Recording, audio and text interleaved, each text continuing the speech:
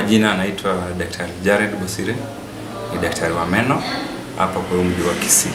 Kwa muda watu wamekuja kutibiwa meno na waelewi kwa sababu gani wako na shida ya meno. Kwa sababu tukaonelea hii program ya kusaidia watu kwa kuelimiza juu ya shida za meno. Kwanza kuna yale magonjwa yanakuwa yako common, yanapatikana sana. Magonjwa kama kuna ugonjwa wa meno kuuma, meno kutoboka. Shida hii inaitwa dental caries. Dental caries ni shida ya meno inatoboka, na chanzo chake ni kula vitu vya sukari, especially hiyo sukari yenye imetoka kwa duka, inaitwa refined sugars. And atukatai watu wasile vitu za sukari, but kwamba tunataka tuelimize watu vile wanaweza tuelezee watu vile utakinga kwa njia za kubrush. Hiyo ni kuosha meno kwa mswaki, kupiga mswaki na dawa za meno. So tunataka kuambia kwamba kula vitu za sukari sio shida, bali shida ni vile tunavyotunza meno zetu. Kwanza inafaa kuwa that after kila wakati baada ya kula unafaa upige mswaki, so that usaidie kutoa huo uchafu unaoleta shida za sukari. Kwa sababu hii shida ya ukila chakula alafu kikwame kwa meno, unapata hiyo chakula inakwama, na hiyo chakula ikikwama utapata bakteria. Kuna bakteria zinakuja zinakula pale, zikishakula zinatoa acid. Hii acid inaitwa lactic acid, na hii acid ndiyo inatoboa meno. So ukijaribu kula, ukibrush meno mapema, hiyo acid utaieliminate, utaitoa. So hiyo bakteria itapata, bakteria iko but acid haitaweza kutoboa meno, na bakteria hatuwezi uwa juu inaitwa monomer flora. Normal flora means ni bakteria tunayo kwa mwili, but ikipata hiyo chakula it becomes harmful, inakuwa mbaya. So hiyo ndio shida major, shida kabisa ya meno ni kupata cavities kwa meno. Ni bakteria zinakuja cause ya kutobrush pia meno, but sasa hii ni bakteria inakula gamu, inaingia katikati ya gamu, alafu ikiingia kwa ufizi inateremka, inaenda inakula mfupa, then meno zinaanza kutingika. Na meno zikitingika, watu wengine wanaanza kusema ni uzee, na si uzee. Sisi tunasema kwa madaktari wa meno kwamba meno inafaa kuwa ikae na wewe mpaka wakati ule Mungu atakubali utoke hii dunia. Kama ni miaka 200, tuna expect ukue na hiyo meno yako miaka yote. So ikikuja kama wakati ukikoza kutunza meno, then kutaharibika. Asante.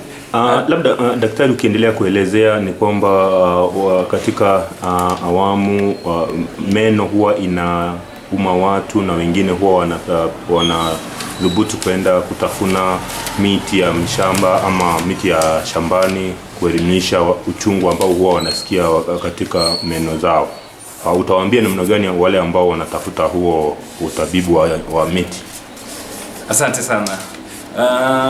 Utabibu wa miti hakuna mahali umekuwa proved that inafanya kazi, but unajua kuna ile pia mentality, mtu anafikiria amepona, but shida ya meno, shida yake meno, matibabu yake ni kuenda uone daktari, either ing'olewe ama ijazwe.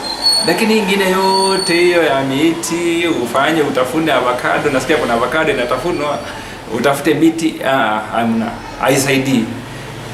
Chanzo wewe saidia meno kwa uone daktari, either itolewe. Juu bado hata kama utatafuna hiyo meno, utatafuna hiyo miti, shimo itakuwa imebakia, na hiyo shimo ikibakia itaendelea kuharibika, inaweza kuharibika mpaka ikatike, mpaka ishe. Mbona usumbuke? Kuna jinsi vile watu tunapoteza meno, na tukipoteza meno unahitaji uweke meno. Na njia za kupoteza meno ni kama ile vile niliwaambia, kuna meno ikiwa imekuwa na mashimo na imeenda, kuna meno inaweza iende beyond ku repair. Hiyo meno inabidi ung'olewe, na uking'olewa inabidi uweke meno mengine. Sasa jinsi kama hapo unavyoona, ama kuna wakati pia mwingine unapata ni accident. Ajali ikitokea pia unaweza poteza meno. Na ukipoteza meno unakuja tunaweka meno. Unaona kama huyu mwenzangu hapa alikuwa amepoteza meno mawili hapa. Ilibidi tukatengeneza, huyu alikuwa anatengenezewa meno permanent. Tunachonga hii kidogo na hii alafu tunawekea meno hapa juu.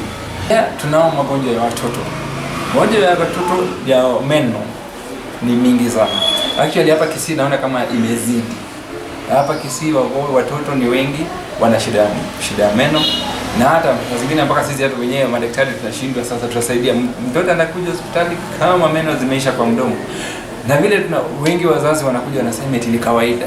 Eti mtoto atakuja kung'oka tu meno. Unapata mtoto ni miaka 2, 3, 4, alafu nasema eti wewe ng'oa tu because mtoto atakuja kumea meno. Hapana. Utapata mtoto, tunafaa kusaidia mtoto akuwe na meno yake hadi wakati meno inafaa kutoka wakati wake. Na kila jino iko na wakati wake wa kutoka. Kuna meno yanatoka miaka 4, kuna meno yanatoka kwa miaka 5, 6, 7 mpaka 12. So kila jino iko na kazi yake. Mungu pia ana sababu aliyaumba. Kila jino iko na wakati wake, because hiyo meno ukitoa mapema, mtoto anaanza kuwa na meno yenye haijamea kwa jinsi inafaa kuwa. Imei kwa line, inaitwa malocclusion. Malocclusion ni ugonjwa mwingine mbaya. Mtoto mzazi anakuja baadaye, unakuja kutuambia unajua mtoto wangu eti meno yake nyingine iko ndani, iko pale nje. Sasa haiko kwa line, mtoto ana pia sura yake inaharibika. Ndio sababu atung'oi meno wakati wake hujafika. Ndio sababu wakati mwingine tunaambia mzazi tunafaa kujaza meno ya mtoto, mpaka mzazi anauliza kwa nini na meno inatoka. Tukikupea sababu zetu 2, 3, ndio naona mzazi anakubali. Mteka yeye kubwa anaona kumbe ni kweli hapa meno inafaa kujazwa. So kitu muhimu kwa watoto, kwa mwisho, kwa watoto kitu muhimu tunawaambia ni bado mtoto kubrashiwa meno. Mtoto hata yeye anahitaji kubrashiwa meno, hata yani vile tu meno imeanza kuota jino la kwanza, huyo mtoto anafaa kupewa brush, aanze kuosha meno. Anaosha na anaoshwa. Si eti unajua kuna wazazi wengine wanakuja wanatuambia eti sasa eti mtoto ni mdogo, but mzazi anakuja anakuambia eti anataka mtoto wake anaosha meno, but umsaidie kuosha meno. Mbona umsaidie kumuogesha, but kuosha meno nafikiria ni kitu rahisi. Mtoto anafaa kuoshwa meno, afunzwe jinsi ya kuosha meno vizuri. Si kuosha tu vizuri, kuosha meno vizuri. Mtoto huwezi mnyima sweets. Of course unaweza limit kuwapea sweets, but huwezi wanyima kabisa. Wako na marafiki zao pale nje. So kitu ya muhimu ni kuambia akishakula hiyo sweet anafaa aoshwe meno.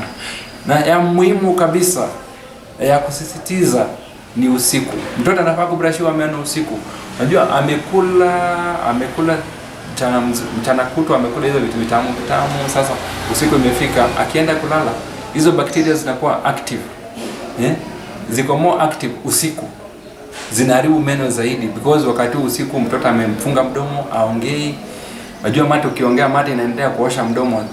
Na hiyo ndio sababu saa zingine wacha niwaambie, mtu akiamka asubuhi anasema eti mdomo inanuka juu au kuwa unaongea. Na ugonjwa mwingine a very common ugonjwa inaitwa geographical tongue. Geographical tongue ni ugonjwa unaokuja kwa ulimi. Unapata ulimi uko na mistari kila mara. Na hiyo ni mistari inakuja juu, inaitwa genetical. Si ugonjwa vile watu fikiria. Ni ugonjwa tu inakuja because of mwili ina react against itself. Na tunasema hiyo watu wengi wanakuja wanasema wanataka kusaidiwa, but haina tiba. Ni ugonjwa inakuja wakati maybe ukikula vitu vitamu unasikia ulimi uchungu, wakati mwingine unakula vitu zenye ziko kali. So wakati huo tunakuwa advice unaacha hizo vitu kali wakati huo ugonjwa unakuja, wakati hiyo ulimi ina react. Na sometimes ni just inaitoka conservative management, ni kumeza kila kama wakati kana uchungu kwa mingi hivyo, but ukizidi zaidi sasa unakuja uone daktari tukua advice. So alafu kuna magonjwa mengine ya kwenye yale magonjwa yako zaidi kuliko, inaitwa complicated dental diseases. Complicated ni male magonjwa kama ugonjwa wa saratani. Kuna ugonjwa unaitwa tumor, like ni tumors. Saratani ni moja ya tumors. na kuna magonjwa mengine yanaitwa cyst, na hao ni magonjwa yale yanahitaji uone surgeon. We have dental surgeons, wanaitwa maxillofacial surgeons, na tuko nao mmoja hapa wetu Kisii mwenye wengi wako, they are very scarce, but tunao wako wengi, wako few, but tunao mmoja Kisii mwenye anaweza tatua shida kama hiyo.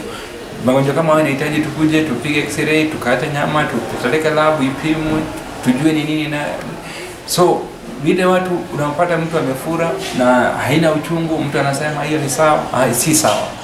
Ukiona shida, kuna dalili yoyote inakuja, kama kuna ile ulcers ya mdomo yenye iponi imekaa sana kwa muda, hiyo ulcers unafaa kuifuatilia, because ulcers inakaa more than wiki 3 kama iponi, hiyo tunaanza kuisuspect si ulcer mzuri. So inafaa uone daktari haraka iwezekanavyo.